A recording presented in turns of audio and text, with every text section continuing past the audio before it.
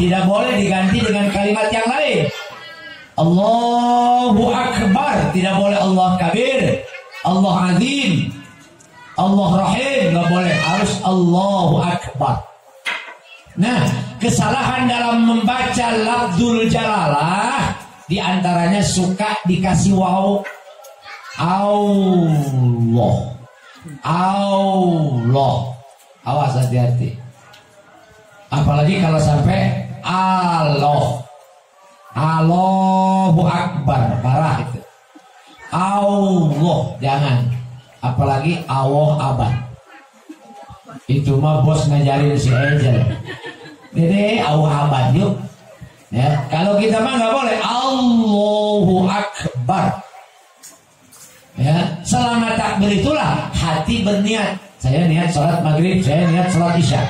Lengkapnya hadis tersebut, ya, disampaikan oleh Nabi. Ini hadis muttafaqun alaih. Summa qra' ma tayassara ma'aka minal Qur'ani summa rka' hatta tatma'inna raki'an summa rfa' hatta ta'dila qa'iman summa sujud hatta tatma'inna sajidan.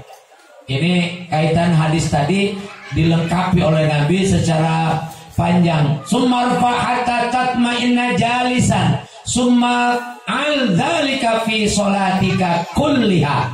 Jadi kalau kita sudah bertakbir Allahu Akbar lalu membaca ayat setelah itu, ya, yang mudah bagimu.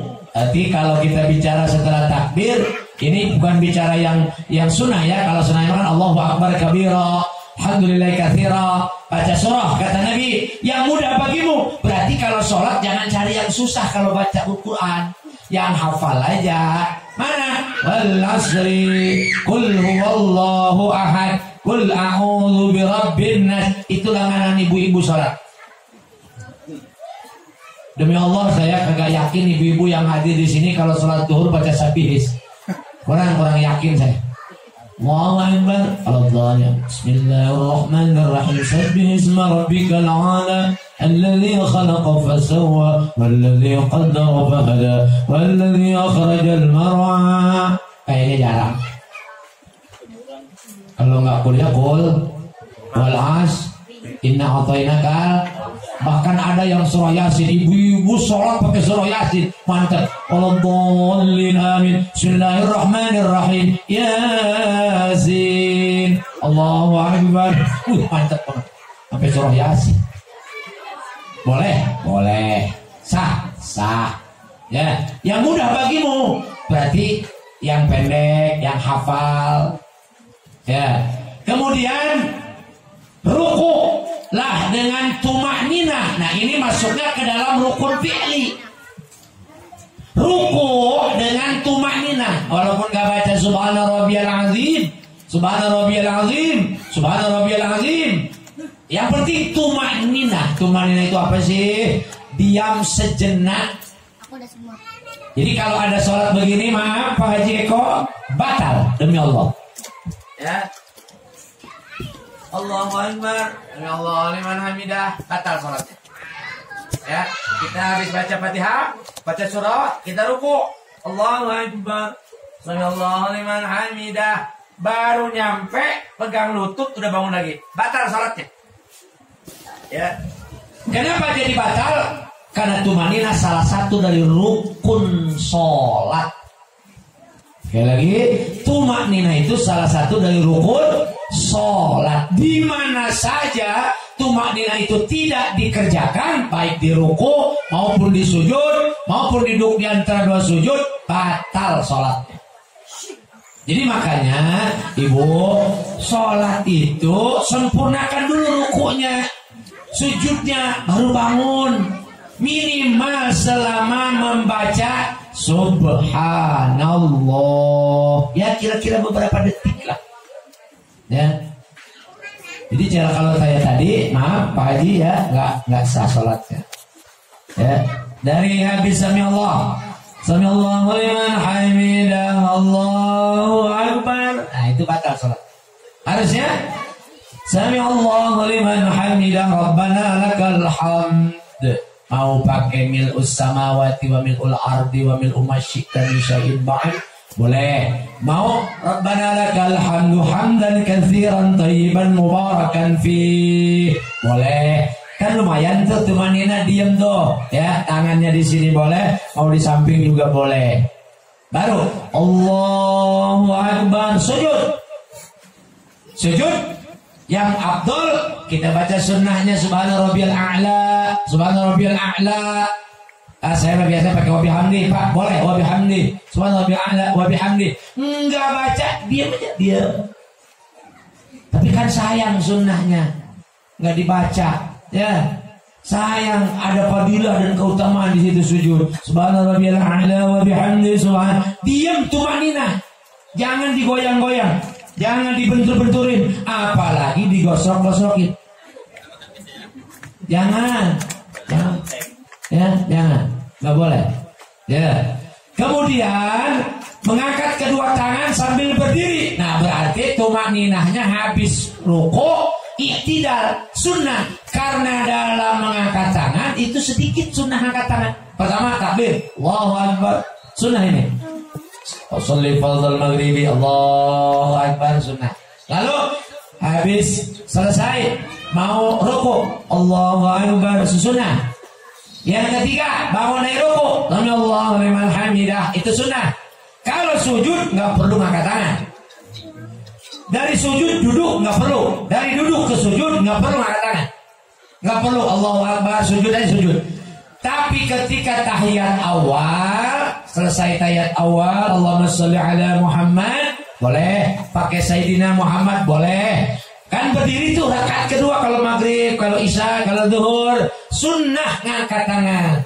Habis duduk tahiyat, Allahu Akbar, ini sunnah.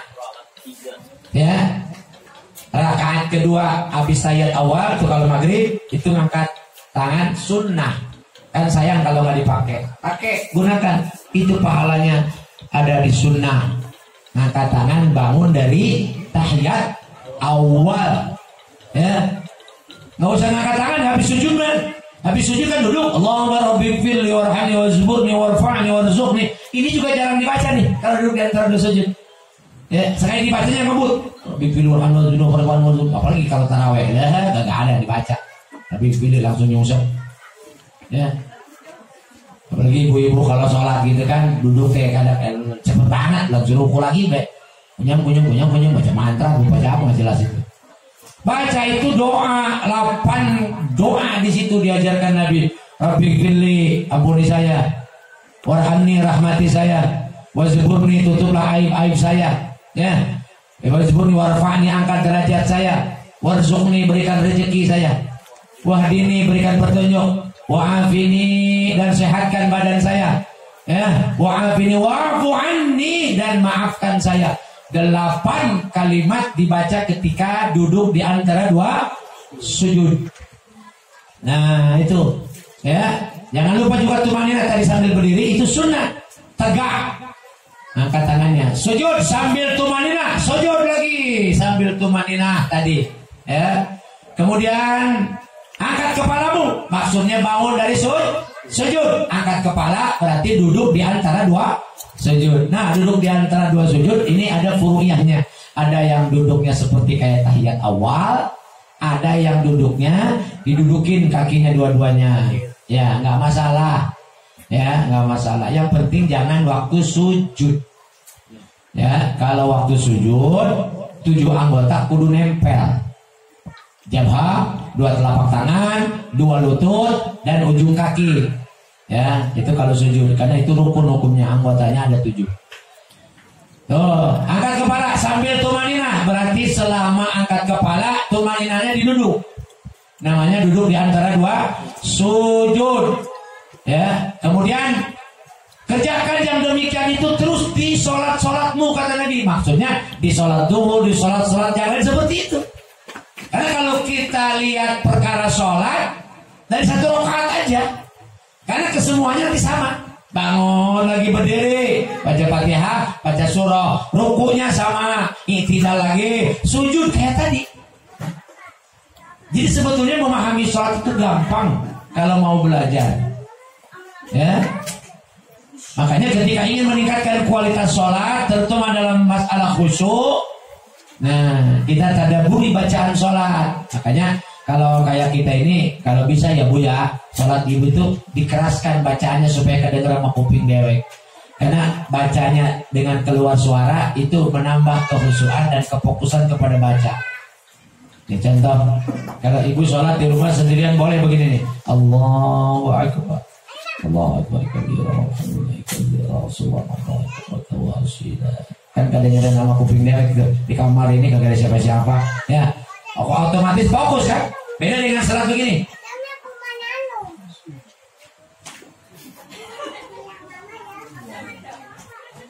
Kunyam kenyong, apalagi sampai dengan hati. Sholatnya bacanya dengan hati semua. Tidak sedikit orang yang lupa rakaat. Ya, sholat isya genep rakaat.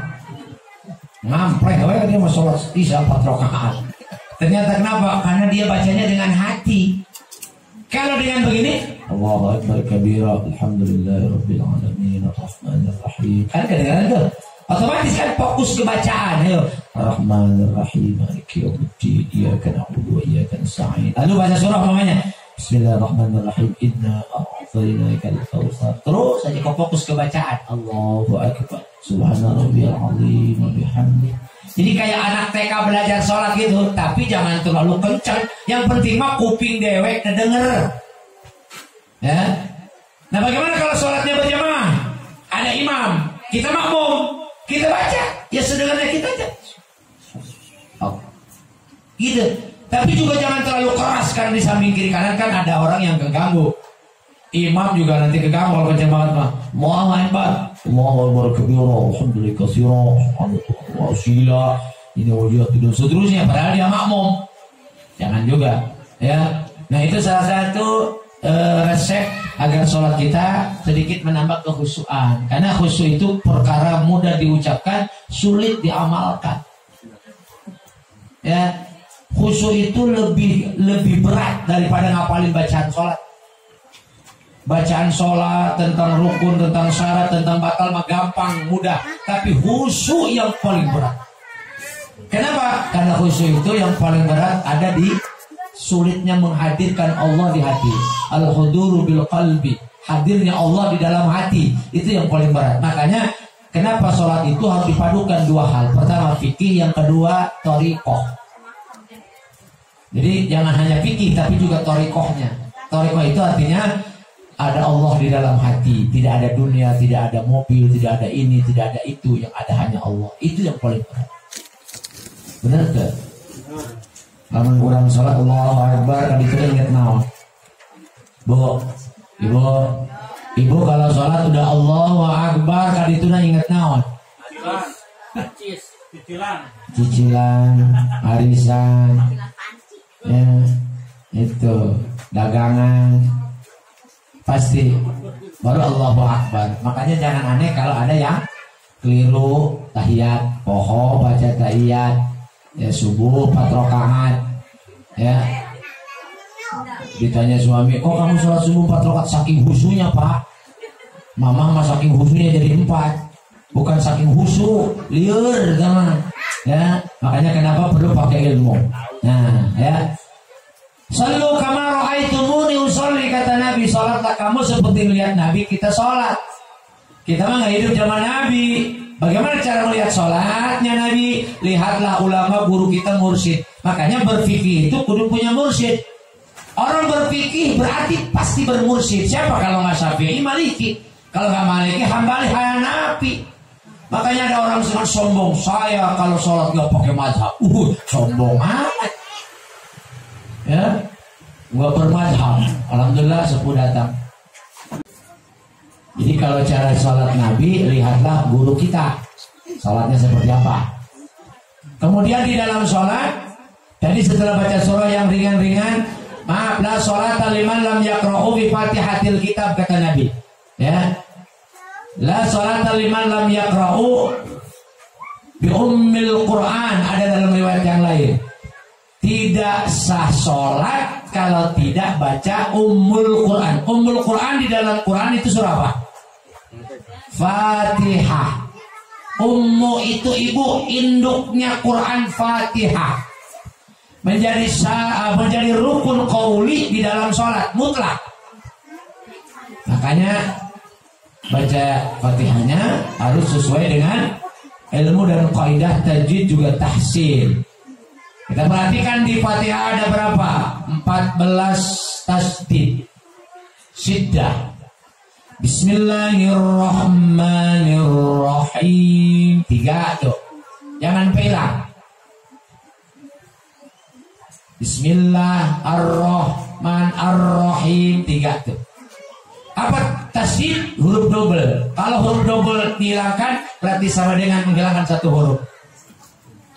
Ya. Karena berat, apalagi jadi imam, mohon maaf ya. Ini contoh nih Pak Wandi.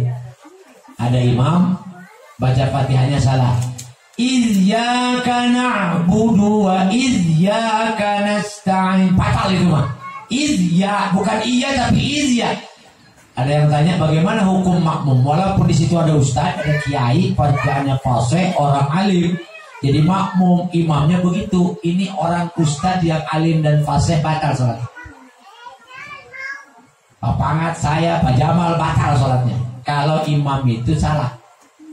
Jadi nggak bisa begini Pak. Kita jadi makmum lillahi ta'ala. Imamnya salah, baca Fatihahnya salah, lalu makmumnya yang fasih terutama ustaz, kiai gitu jadi makmum. Sah? Tidak.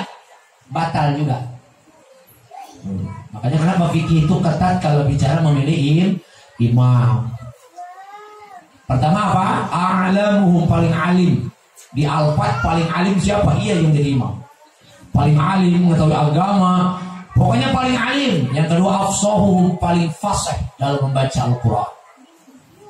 Yang ketiga awwalu hijratan. Ada yang bilang di fikih yang lain, yang ketiga itu syaratnya orang yang pertama masuk Islam. Tapi kan di kita mah Islamnya kan Islam dari bahula. Bapak ibu Islam mangke anaknya Islam otomatis. Awwalu hijratan. Pertama datang ke BIP.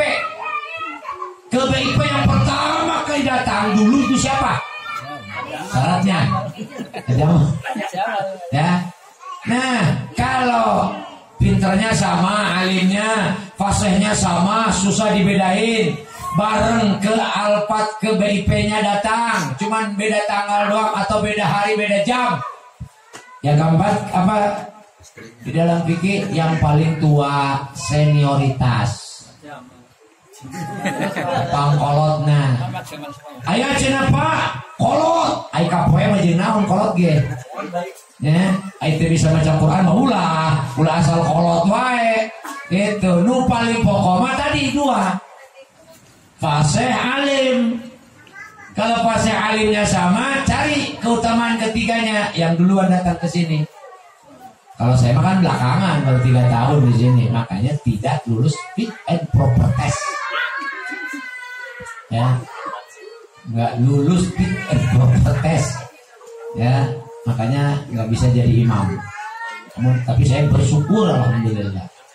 Kenapa? Karena jadi imam itu berat, luar biasa. Ya. Alhamdulillahi rabbil alamin. Al-lamnya tipis. Tidak boleh ada al. Apa sih Bu kalau baca Quran? Al rabbil, mengapa lelan begitu? Alhamdulillahi rabbil. Lepasin aja. Karena lam itu pada umumnya hurufnya tipis kecuali di lafdzul jalalah. Allah. Itu pun kalau patah awalnya diawali domah di hurufnya. Tapi kalau di kasrah mah tetap bismillah, a'udzubillah, jadi tipis. Ya. Alhamdulillahirabbil alamin. Ar-Rahmanir-Rahim. Lihat haknya huruf mim. Di mana huruf mim? Bibir. Huruf yang ada di bibir ada 4. Lam, mim, fa, sama ba. Jadi kalau nyebut ba nggak pakai bibir nggak bisa. Coba ibu nyebut ba, bibirnya diganjel pakai linggis, nggak bakal bisa. Ya. Contoh, perhatikan saya punya mulut. Saya baca bismillah. Mingkem dulu. Bismillahirrahmanirrahim. Mingkem. Mangap, mingkem. Tapi nggak boleh terlalu panjang. Bismillahirrahmanirrahim. Nggak boleh. Nirrahim. Nggak boleh. Ya. Nggak boleh. Mimnya itu dipanjangkan dengan dengung. Cukup haknya aja. Bismillahirrahmanirrahim. Udah segitu. Perhatikan di lafziahnya. Transliter. Kalau ada Al-Quran di bawahnya pakai lafziah tuh, huruf Latin. Berapa M-nya? Ya, M-nya itu berapa? Nggak banyak. Bismillahirrahmanirrahim. Udah. Kalau nggak salah cuma satu papangat ya. Ya. Itu ya. Ar-Rahmanir-Rahim. Maliki yaumiddin. Mingkem dulu. Baru mangap. Maliki yaumiddin. Jangan dipanjangin. Jangan. Kemana? Maliki. Bukan kok. Maliki. Salah. Maliki yaumiddin. Makanya kesalahan baca surah Al-Ikhlas itu ada 3 tempat. Pertama ketika menyebut huruf qaf. Jadi bukan qul tapi kul. Kul huwallah. Aturan qul qaf. Bulat. Yang kedua lafaz Allah. Suka ditambahin waw tadi. Atau w. Qul huwallah. Bahkan kadang-kadang qul huwallah. Yang benar qul huwallah. Allah, bukan Allah. Saya pernah menegur jamaah saya ketika WA-an sama saya. Dia bilang insya Allah gitu. Tapi tulisannya gini. Insya A-W-A-L-O-H. Coba baca sama ibu. Allah. Saya bilang, Bu maaf, kalau mau ditulis pakai lafaz begini, diketikkan sama saya bawah. Pakai A boleh, pakai O boleh, nggak masalah. Allah atau A-L-L-A-A-H. Jadi A itu didapat Arabnya fathah ro. Makanya orang Makassar susah nyebut ro. Saya punya murid di Pila, Ustaz, saya susah kalau baca Quran itu Bismillahirrahmanirrahim. Kebiasaan jadi Bismillahirrahmanirrahim. Kayak Sukala. Insya Allah. Assalamualaikum warahmatullahi wabarakatuh. Itu kan Sukala begitu. Insya Allah. Nggak susah nyebut Allah. Karena memang lidah Makassar. Kayak orang Jawa yang sangat totok nyebut A sama nga itu susah. An-a gitu ya. An-a jadi an-nga. An-a jadi an-nga. Apalagi sampai ngan-ngantak. Ya, siratal ladzina an'amta 'alaihim waladdallin. Walaupun ada makmumnya fase kayak Pak Jamal atau yang lain kayak saya, kayak pepangat, maaf, sholat saya batal, nggak bisa. Ya, kenapa? Karena kita niatnya berjamaah. Kenapa? Karena imam itu dominun, menanggung sholatnya imam makmum. Jadi kalau imamnya gugur, berarti makmumnya juga ikut gugur. Ada nggak lokomotif kereta sama gerbongnya? Kalau lokomotifnya nyungsep, gerbongnya nyampe ke Tanah Abang, ada nggak? Saya tanya Pak, jujur ini, ada lokomotif relnya nyungsep turun ke bawah, kira-kira gerbongnya 8-10 nyampe nggak ke sana tuh, ke stasiun kota Tanah Abang atau yang di Gambir, nyampe nggak? Yang ada nilep, jatuh, nyusep. Tuh kejadian apa? Tahun berapa Pak Haji? Yang Tangerang kecelakaan dasar kereta api Bintaro. Kan nyusep semua itu. Begitulah sholat, ibarat gerbong. Ya, gerbongnya lepas, maka rangkaiannya pun akan amburadul. Begitulah juga sholat. Ya. Saya sangat begitu menekankan sholat karena kita ingin lebih baik dalam ibadah, terutama sholat. Ada yang tanya, gimana sholatnya bang? Ya alhamdulillah sih belang-belang sholatnya. Belum benar sholatnya saya ini. Ya benerinlah sholatnya bang sebenarnya. Ya kan masih bisa ditutupi katanya. Kiai sama saya sedekah, berbuat baik, berinfak, atau dengan ibadah-ibadah yang lain. Kekurangan sholat saya itu bisa, aduh maaf, kalau sholatnya saja udah nggak benar kayak begitu, bagaimana ibadah yang lain? Kan patokannya ibadah itu adalah sholat, ya. Walaupun haji kalau nggak sholat batal hajinya, Zakat kalau nggak sholat batal, puasa kalau nggak sholat batal, artinya nggak punya nilai di sisi Allah. Terakhir, saya ibaratkan, nanti lanjutkan ngajinya, sholat itu seperti angka 1. Ibadah yang lain seperti angka 0. Maaf Pak Suhar punya duit tapi angkanya 0 semua. Dari ujung sampai ke ujung nggak ada 1, nggak ada angka 2. Kira-kira itu duit berharga nggak? Ini pakai logika, bukan pakai dalil. Sholat itu yang menentukan nilai 0. Ya, kalau zakat 0, sholat 1 jadi 10. Puasa itu 0, kalau sholat karena jadi tambah 2, 0 jadi 100. Ya. Haji itu 0 ditambah 1, ada 3 nolnya, jadi berapa nilainya? 1000. Jadi sholat itu yang dibikin nilai ibadah kita yang lain.